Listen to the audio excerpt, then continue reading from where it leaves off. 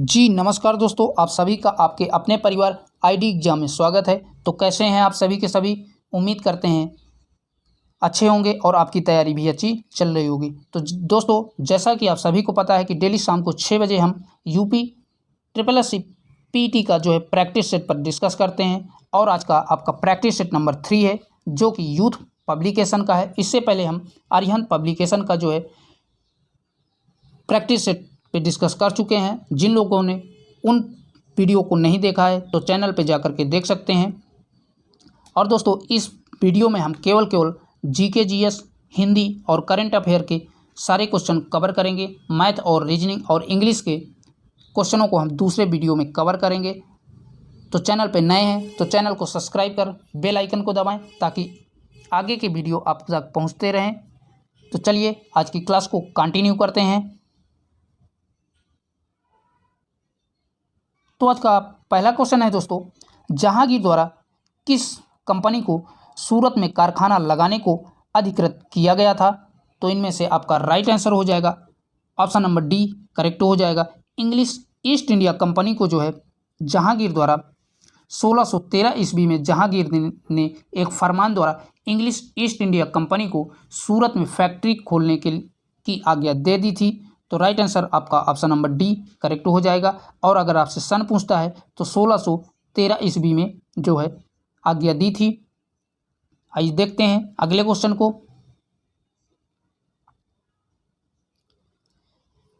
अगला क्वेश्चन है, पृथ्वीराज चौहान के विरुद्ध मोहम्मद गोरी के आक्रमण के समय कन्नौज पर निम्न में से किस वंश का शासन था?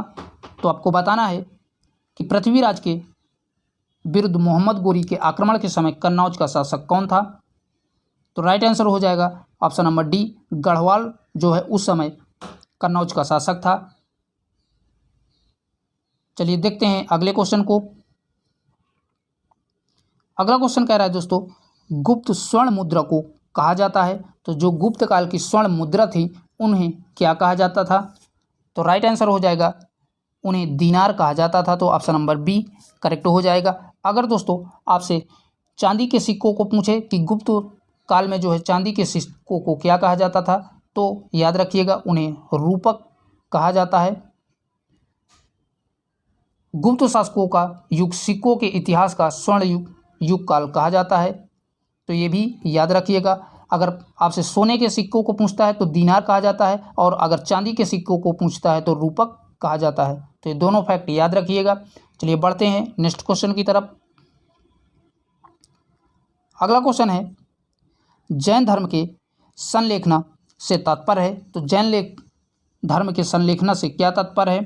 तो राइट आंसर हो जाएगा ऑप्शन नंबर बी उपवास द्वारा प्राण त्यागना संलेखना का अर्थ होता है। तो ऑप्शन नंबर बी आपका राइट हो जाएगा। आइए देखते हैं नेक्स्ट क्वेश्चन को। अगला क्वेश्चन है दोस्तों, भारतीय पुरातत्व का जनक किसे कहा जाता है? तो आप सभी को पता है कि भारतीय पुरातत्व का जनक अलेक्जेंडर कनिंघम को कहा जाता है। तो ऑप्शन नंबर ए राइट हो जाएगा। और अलेक्जेंडर कनिंघम जो है भारतीय पुरातात्विक सर्वेक्षण के पहले जो है महानिर्देशक भी थे। तो ये भी याद रखिएगा दोस्तों। चलिए बढ़ते हैं नेक्स्ट क्वेश्चन को। अगला क्वेश्चन है, 1833 के चार्टर एक्ट के कुछ प्रावधान थे, नीचे दिए गए कूट के आधार पर सही उत्तर चुनिए। तो आपको बताना है कि 1833 के चार्टर एक्ट के कौन कौन से प्रावधान थे।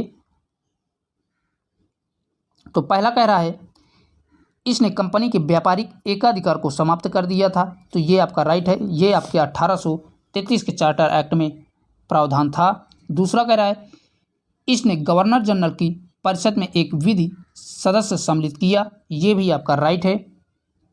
तीसरा कह रहा है, इसने प्रेसिडेंसियों के कानून बनाने के अधिकार को वापस ले लिया था। तो ये भी आपका राइट है। अगला कह रहा है, इसने फोर्ट विलियम के गवर्नर जनरल का नाम बदलकर भारत का गवर्नर जनरल कर दिया। तो ये भी आपका राइट है। तो आपने देखा चारों के चारों ऑप्शंस 1833 के चार्टर एक्ट के प्रावधान के हैं। तो कूट के माध्यम से देखेंगे जिसमें चारों को सही बताया हो।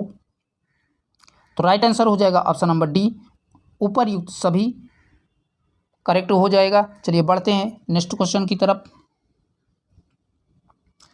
अगला क्वेश्चन है दोस्तों, द्वितीय गोलमेज सम्मेलन 1931 में कांग्रेस के प्रतिनिधि के रूप में भाग लेने वाले नेता कौन थे? तो 1931 में कांग्रेस के प्रतिनिधि के रूप में भाग लेने वाले नेता महात्मा गांधी थे। तो right answer option number A correct हो जाएगा। आइए देखते हैं नेक्स्ट क्वेश्चन को। अगला क्वेश्चन है, अखिल भारतीय राजनीति में गांधी का पहला साहसिक कदम कौन सा था? तो इन चारों में से आपका राइट आंसर हो जाएगा ऑप्शन नंबर सी, चंपारण आंदोलन जो है गांधी जी का पहला साहसिक कदम था। और दोस्तों अगर बात करें इस चंपारण आंदोलन की, इसकी शुरुआत 1917 में बिहार के चंपारण जिले से शुरुआत की गई थी। तो ये भी याद रखिएगा, 1917 ईस्वी में बिहार के चंपारण से जो है इसका शुरुआत की गई थी। आइए बढ़ते हैं नेक्स्ट क्वेश्चन की तरफ। अगला क्वेश्चन कह रहा है दोस्तों, बंगाल का विभाजन करने वाला गवर्नर जनरल कौन था? तो इसमें से आपका राइट आंसर हो जाएगा लॉर्ड कर्जन के द्वारा 1905 ईस्वी में बंगाल का विभाजन किया गया था। तो याद रखिएगा दोस्तों। और बात करें बाद में इस बंगाल विभाजन को 12 दिसंबर 1911 ईस्वी में जो है रद्द कर दिया गया था। तो ये भी याद रखिएगा। इसका विभाजन कब हुआ था? 1905 ईस्वी में, परंतु इसे रद्द कब किया गया था? 1911 ईस्वी में। तो ये दोनों के दोनों फैक्ट याद रखिएगा। आइए बढ़ते हैं नेक्स्ट क्वेश्चन की तरफ।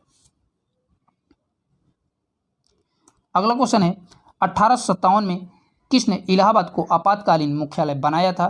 तो 1857 में जो है इलाहाबाद को आपातकालीन मुख्यालय लॉर्ड कनिंघम ने बनाया था। तो right answer option number A correct हो जाएगा। चलिए बढ़ते हैं नेक्स्ट क्वेश्चन की तरफ। अगला क्वेश्चन कह रहा है, उच्चतम लवणता पाई जाती है। तो उच्चतम लवणता किसमें पाई जाती है? तो राइट आंसर हो जाएगा ऑप्शन नंबर डी, वान झील टर्की में जो है उच्चतम लवणता पाई जाती है। तो याद रखिएगा दोस्तों, ऑप्शन नंबर डी आपका राइट हो जाएगा। चलिए बढ़ते हैं नेक्स्ट क्वेश्चन की तरफ। अगला क्वेश्चन कह रहा है दोस्तों, सूची फर्स्ट का सूची सेकंड से सम्मिलित कीजिए तथा सूचियों के नीचे दिए गए कूट से सही उत्तर चुनिए। तो दिल्ली में कैसी जो है जलवायु पाई जाती है? तो दिल्ली में अर्ध शुष्क जलवायु पाई जाती है, यानी कि ए का दूसरे से आपका मिलान हो जाएगा। फिर है मुंबई में कैसी जलवायु पाई जाती है? तो वहाँ पर उष्ण अर्ध जो है जलवायु पाई जाती है, तो बी का तीसरे से। अगला है जोधपुर, तो जोधपुर में कैसी जलवायु पाई जाती है? तो जोधपुर में शुष्क जलवायु पाई जाती है, सी का पहले से। फिर है शिलांग में जो है आर्द्र जलवायु पाई जाती है। तो इस प्रकार इसका सुमलिन है। तो देख लीजिए दोस्तों, कूट के माध्यम से आपका राइट आंसर कौन सा हो जाएगा? तो यहाँ पर आप देख पा रहे होंगे ऑप्शन नंबर सी आपका राइट हो जाएगा, जिसमें पहले को दूसरे से और बी को तीसरे से, सी को पहले से और डी को चौथे से मिलान करवाया है। तो याद रखिएगा। चलिए बढ़ते हैं नेक्स्ट क्वेश्चन की तरफ। अगला क्वेश्चन है, 2011 की जनगणना के अंतरिम आंकड़ों के अनुसार भारत का द्वितीय सर्वाधिक जनसंख्या वाला राज्य कौन सा है? तो राइट आंसर हो जाएगा महाराष्ट्र जो है द्वितीय स्थान पर रहा है। और दोस्तों यह इसकी जनसंख्या 11.237 करोड़ थी। तो ये भी याद रखिएगा। और यह दूसरे स्थान पर 2011 की जनगणना के अनुसार इसकी सर्वाधिक जनसंख्या थी। चलिए बढ़ते हैं अगले क्वेश्चन की तरफ। नेक्स्ट क्वेश्चन है दोस्तों, एंट्री पार्ट व्यापार से तात्पर्य है। तो एंट्री पार्ट व्यापार किसके लिए जो है? तो यहाँ से आपका राइट आंसर हो जाएगा ऑप्शन नंबर डी करेक्ट हो जाएगा। निर्यात के लिए आयात की गई वस्तुओं जो है एंट्री पार्ट व्यापार से तात्पर्य रखती हैं। तो याद रखिएगा। चलिए देखते हैं अगले क्वेश्चन को। नेक्स्ट क्वेश्चन है दोस्तों, सूची फर्स्ट को सूची सेकंड से सम्मिलित कीजिए तथा नीचे दिए गए कूट से सही उत्तर चुनिए। तो एक तरफ आपका तेल शोधक कारखाना दिया है और दूसरी तरफ उससे संबंधित राज्य दिए हैं। तो पहला कह रहा है तटिपाका। तो तटिपाका जो है तेल शोधन कारखाना कहाँ पर है? तो यह आपका आंध्र प्रदेश में है, यानी कि पहले का तीसरे से, यानी ए का तीसरे से मिलान हो जाएगा। कोयली तेल शोधक कारखाना कहाँ पर है? तो कोयली आपका गुजरात में है, बी का पहले से। फिर सी नंबर नागापट्टिनम, तो नागापट्टिनम का संबंध जो है आपका तमिलनाडु से है, और जो है नुमालीगढ़ का जो है असम से हो जाएगा। तो इस प्रकार से आपने देखा कि ए का तीसरे से, बी का पहले से, सी का दूसरे से और डी का चौथे से मिलान हो जाएगा। तो इसको कूट के माध्यम से देखेंगे, जिसमें ए को तीसरे से, बी को पहले से और सी को दूसरे से, डी को चौथे से मिलान करवाया हो। तो देख लीजिए दोस्तों, यहाँ से आपका राइट आंसर हो जाएगा ऑप्शन नंबर बी करेक्ट हो जाएगा। तो ठीक है दोस्तों, आगे बढ़ते हैं। नेक्स्ट क्वेश्चन कह रहा है दोस्तों, निम्न में से किस समिति ने भारत में कृषि जोत कर का सुझाव दिया था। तो इनमें से आपको बताना है कौन सी समिति ने कृषि जोत कर का सुझाव दिया था। तो राइट आंसर हो जाएगा राज्य समिति ने 1872 ईस्वी में कृषि जोत कर का सुझाव दिया था। तो right answer option number A correct हो जाएगा। 1872 में जो है दिया गया था, तो ये भी याद रखिएगा। तो ठीक है, नेक्स्ट को देखते हैं। नेक्स्ट क्वेश्चन है, बैंक दर का आशय है। तो इनमें से आपको बताना है कि बैंक दर का आशय क्या है। तो राइट आंसर हो जाएगा दोस्तों ऑप्शन नंबर डी, केंद्रीय बैंक द्वारा ली जाने वाली आधिकारिक ब्याज दर जो है बैंक दर से संबंधित है।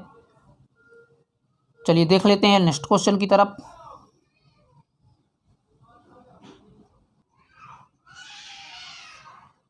नेक्स्ट क्वेश्चन कह रहा है दोस्तों, अवमूलन कब अधिक कारागार होता है। तो यहाँ से आपको बताना है कि अवमूलन जो है कब अधिक कारागार होता है। तो राइट आंसर हो जाएगा ऑप्शन नंबर ए, विदेशों में निर्यात मांग की लोच अधिक हो तभी जो है अवमूलन अधिक कारागार होता है। तो right answer option number A correct हो जाएगा। तो याद रखिएगा दोस्तों। चलिए देख लेते हैं अगले क्वेश्चन को। नेक्स्ट क्वेश्चन कह रहा है,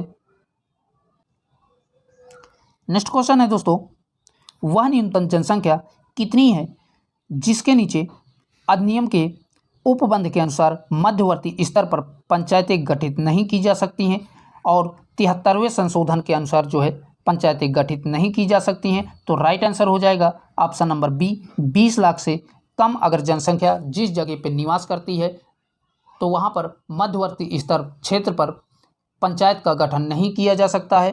तो याद रखिएगा दोस्तों। चलिए देखते हैं नेक्स्ट क्वेश्चन को। नेक्स्ट क्वेश्चन है दोस्तों, निम्न में से किस विषय पर राष्ट्रपति के लिए मंत्रिपरिषद से सलाह लेना आवश्यक नहीं है। तो इनमें से आपको बताना है कि राइट आंसर कौन सा हो जाएगा। तो यहाँ से आपका right answer option number B correct हो जाएगा। विधेयकों पर स्वीकृति देना जो है राष्ट्रपति के लिए मंत्रिपरिषद से सलाह लेना आवश्यक नहीं होता है। तो right answer option number B.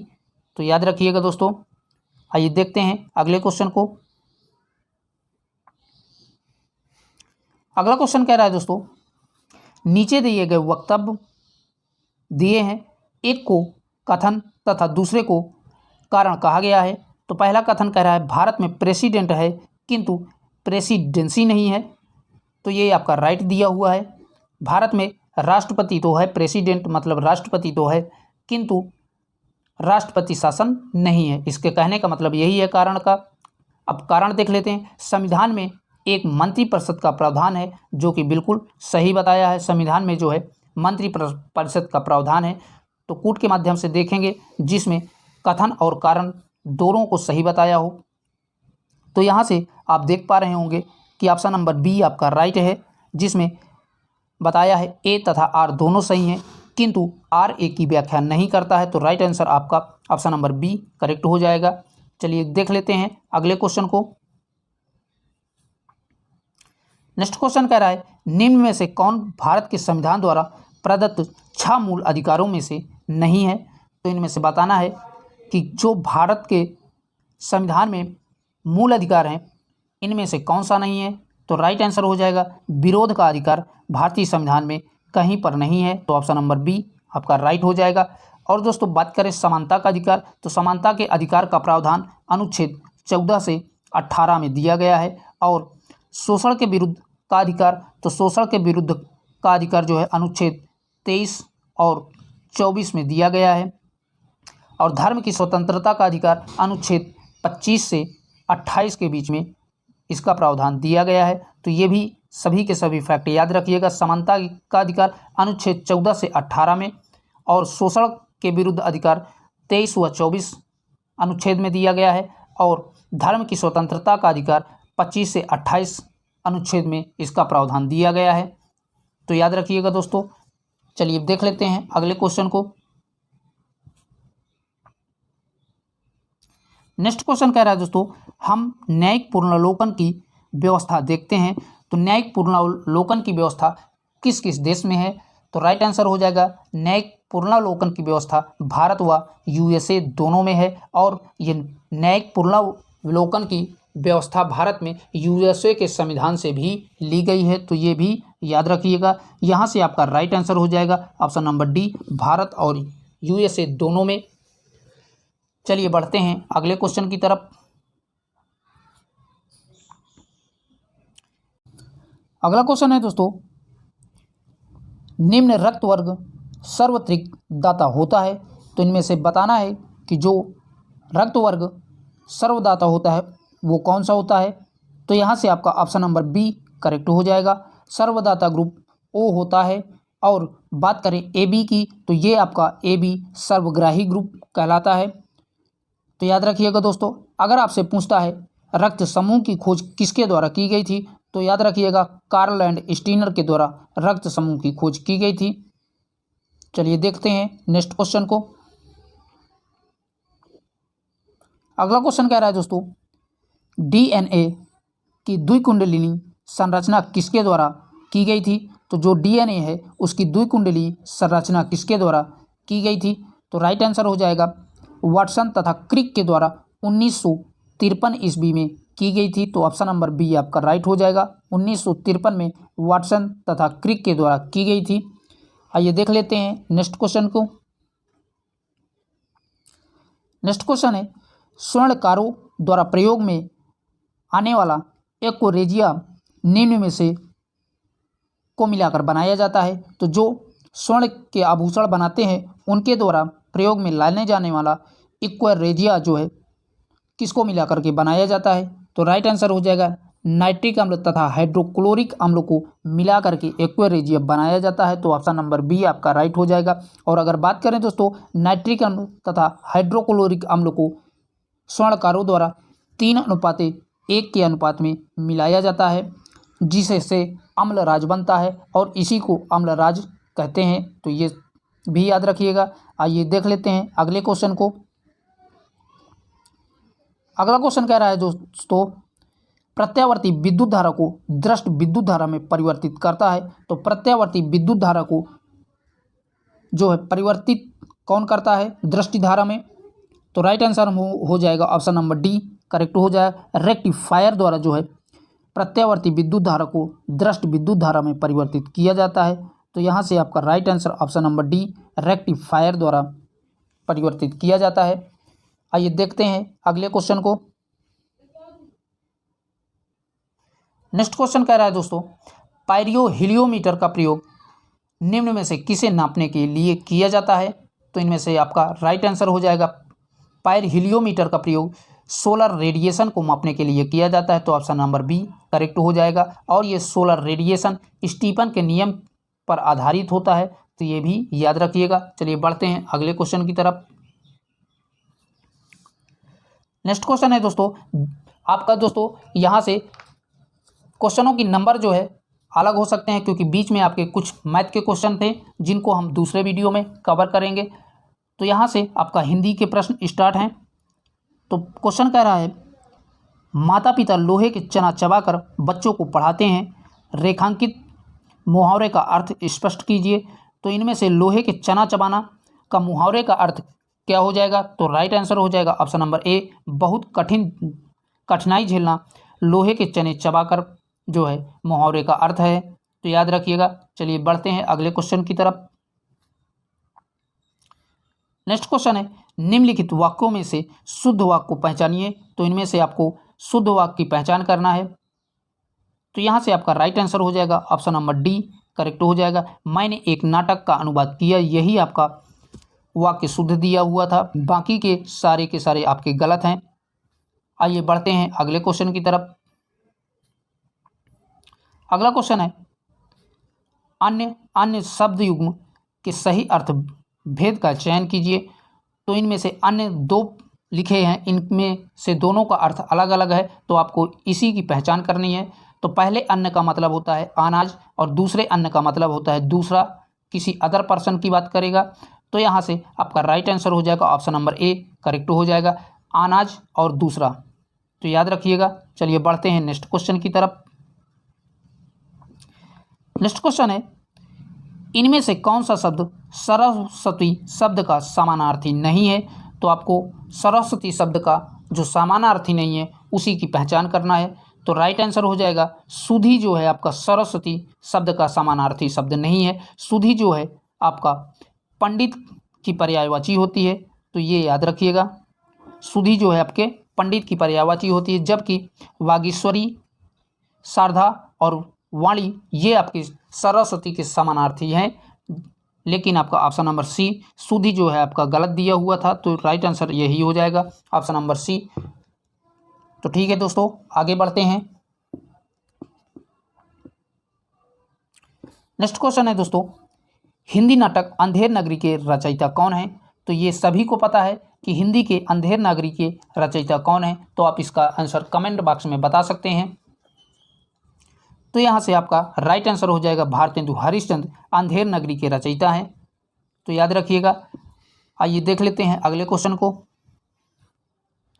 अगला क्वेश्चन है दोस्तों, मधुबानी कला प्रसिद्ध है। मोस्ट इंपॉर्टेंट प्रश्न है ये, 2022 पीटी के द्वारा पूछा हुआ क्वेश्चन है दोस्तों। मधुबानी कला कहाँ पर प्रसिद्ध है।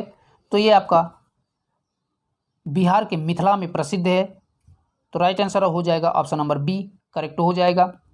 चलिए देखते हैं नेक्स्ट क्वेश्चन की तरफ। अगला क्वेश्चन है, निम्न में से क्या एक ग्रीन हाउस गैस नहीं है। तो इनमें से ग्रीन हाउस गैस जो नहीं है उसकी पहचान करना है। तो right answer option number D carbon monoxide आपका ग्रीन हाउस गैस नहीं है, तो ऑप्शन नंबर डी राइट हो जाएगा। आइए देखते हैं अगले क्वेश्चन को। अगला क्वेश्चन है दोस्तों, सर्वप्रथम पारिस्थितिकी तंत्र शब्द का प्रयोग किया गया था। तो जो पारिस्थितिकी तंत्र है उस शब्द का जो है प्रयोग सर्वप्रथम किसके द्वारा किया गया था। तो राइट आंसर हो जाएगा A.G. टास्ले के द्वारा 1935 में किया गया था। तो सन भी याद रखिएगा, 1935 में जो है टास्ले के द्वारा किया गया था। आइए बढ़ते हैं अगले क्वेश्चन की तरफ। नेक्स्ट क्वेश्चन है, नेपाली भाषा मुख्य रूप से किस राज्य में बोली जाती है। तो इनमें से आपको बताना है भारत का ऐसा कौन सा राज्य है जिसमें नेपाली भाषा मुख्य रूप से बोली जाती है। तो राइट आंसर हो जाएगा सिक्किम राज्य में जो है नेपाली भाषा बोली जाती है, और वहाँ पर ये इसलिए बोली जाती है कि सिक्किम राज्य में नेपाली लोग अत्यधिक मात्रा में पाए जाते हैं। तो ठीक है दोस्तों, आगे बढ़ते हैं। नेक्स्ट क्वेश्चन है, निम्न में से सर्वाधिक सीमाओं वाला देश कौन सा है। तो इनमें से आपको बताना है कि जो सर्वाधिक सीमाओं वाला देश है उसकी पहचान करना है। तो राइट आंसर हो जाएगा चीन जो है सर्वाधिक सीमाओं वाला देश है, जो 14 देशों के साथ अपनी सीमा को साझा करता है। तो याद रखिएगा दोस्तों। चलिए बढ़ते हैं नेक्स्ट क्वेश्चन की तरफ। अगला क्वेश्चन है, मृत्युदंड के मामले क्षमा देने का अधिकार किसे है। तो जो मृत्युदंड के मामले में क्षमा देने का अधिकार राष्ट्रपति को है, और इसका प्रावधान अनुच्छेद 72 में जो है वर्णित है। तो right answer option number B correct हो जाएगा। आइए बढ़ते हैं अगले क्वेश्चन को। मथुरा कला स्कूल कब अपने शिखर पर पहुंचा। तो राइट आंसर हो जाएगा कुषाण काल में जो है मथुरा कला स्कूल अपने शिखर पर पहुंचा था। तो right answer option number D correct हो जाएगा। तो याद रखिएगा। चलिए देख लेते हैं अगले क्वेश्चन की तरफ। तो यहाँ से दोस्तों आपके करंट अफेयर के क्वेश्चन स्टार्ट हैं। क्वेश्चन कह रहा है जो कि 59 नंबर का क्वेश्चन है, अप्रैल 2022 को डेप कनेक्ट 2.0 का उद्घाटन कहाँ किया गया है। तो राइट आंसर हो जाएगा केंद्रीय गृह मंत्री राजनाथ के द्वारा नई दिल्ली में इसका उद्घाटन किया गया था। तो ऑप्शन नंबर सी आपका राइट हो जाएगा। और केंद्रीय गृह मंत्री राजनाथ सिंह के द्वारा इसका उद्घाटन किया गया था, तो याद रखिएगा। चलिए बढ़ते हैं अगले क्वेश्चन की तरफ। नेक्स्ट क्वेश्चन है, किस देश को क्वाइट पहल के तहत भारत का कोविड रोधी टीका कोवैक्सीन मिला है? तो राइट आंसर हो जाएगा थाईलैंड को जो है मिला है कोवैक्सीन टीका। और दोस्तों जिसमें 2 लाख खुराक दिया गया है, तो ये भी याद रखिएगा 2 लाख खुराक कोवैक्सीन टीका जो है दिया गया है थाईलैंड को। तो ये सारे फैक्ट याद रखिएगा, मोस्ट इंपॉर्टेंट प्रश्न है, क्वेश्चन आ सकता है दोस्तों। चलिए देख लेते हैं नेक्स्ट क्वेश्चन की तरफ। अगला क्वेश्चन है, किस राज्य में भारत के पहले शुद्ध रहित हाइड्रोजन संयंत्र की शुरुआत की गई है? तो कौन सा राज्य है जिसने शुद्ध रहित हाइड्रोजन संयंत्र की शुरुआत की है? तो राइट आंसर हो जाएगा ऑप्शन नंबर बी, असम राज्य के द्वारा शुद्ध रहित हाइड्रोजन संयंत्र की शुरुआत की गई है। तो ऑप्शन नंबर बी आपका करेक्ट हो जाएगा। चलिए बढ़ते हैं नेक्स्ट क्वेश्चन की तरफ। अगला क्वेश्चन है दोस्तों, सेमीकान इंडिया सम्मेलन 2022 का आयोजन कहाँ किया गया है? तो सेमीकान इंडिया सम्मेलन 2022 का आयोजन बेंगलुरु में किया गया है, तो याद रखिएगा दोस्तों। और इसका उद्घाटन जो है प्रधानमंत्री नरेंद्र मोदी जी के द्वारा किया गया है, तो ये भी याद रखिएगा। आइए देख लेते हैं अगले क्वेश्चन को। अगला क्वेश्चन है दोस्तों जो कि 63 नंबर का क्वेश्चन होगा, वैक्यूम आधारित सीवर सिस्टम लगाने वाला देश का पहला शहर कौन सा है? तो जो वैक्यूम सीवर सिस्टम लगाने वाला पहला कौन सा शहर बन गया है? तो राइट आंसर हो जाएगा आगरा में जो है पहला वैक्यूम सीवर सिस्टम लगाया गया है, तो याद रखिएगा। चलिए बढ़ते हैं अगले क्वेश्चन की तरफ।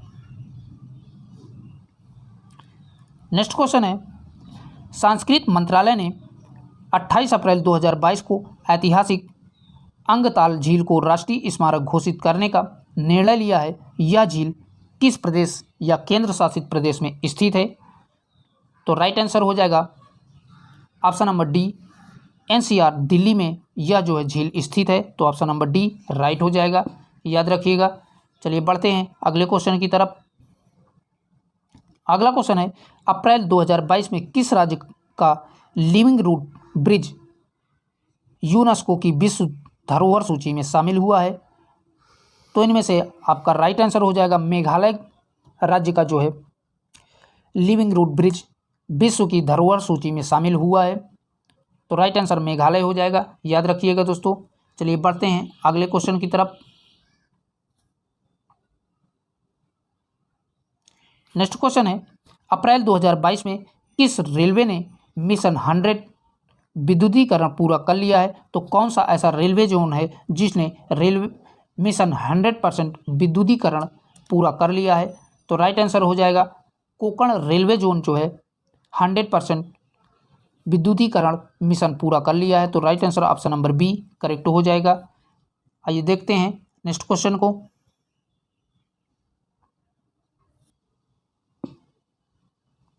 नेक्स्ट क्वेश्चन है दोस्तों, अप्रैल 2022 में किस संस्था ने फास्टर नामक एक सॉफ्टवेयर लॉन्च किया है?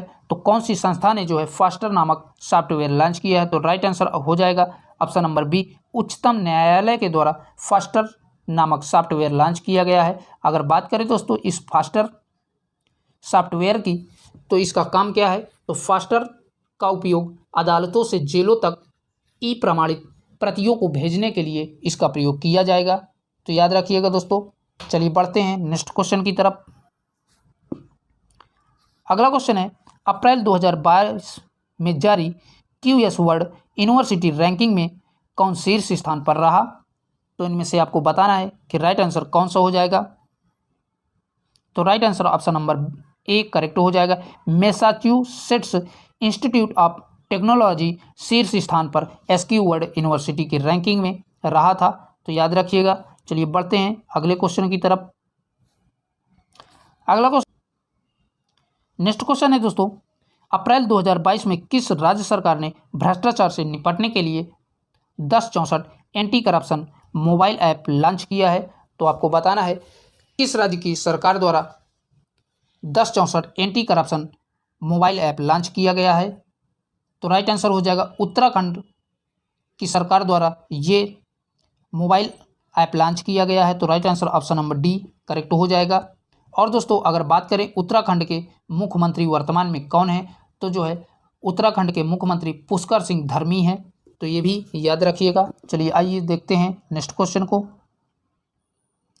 नेक्स्ट क्वेश्चन है, प्राथमिक और उच्च प्राथमिक विद्यालयों में 100% नामांकन सुनिश्चित करने के उद्देश्य से किस राज्य सरकार द्वारा स्कूल चलो अभियान का शुभारंभ किया गया है?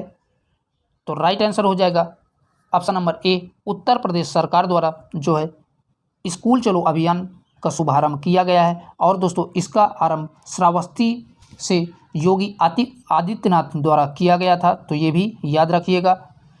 तो आज के लिए इतना ही। वीडियो को ज़्यादा से ज़्यादा अपने दोस्तों में शेयर करें। फिर मिलेंगे एक नए सेशन के साथ। और अभी तक आपने चैनल को सब्सक्राइब नहीं किया है तो उसे भी सब्सक्राइब कर लें। Bye bye, take care.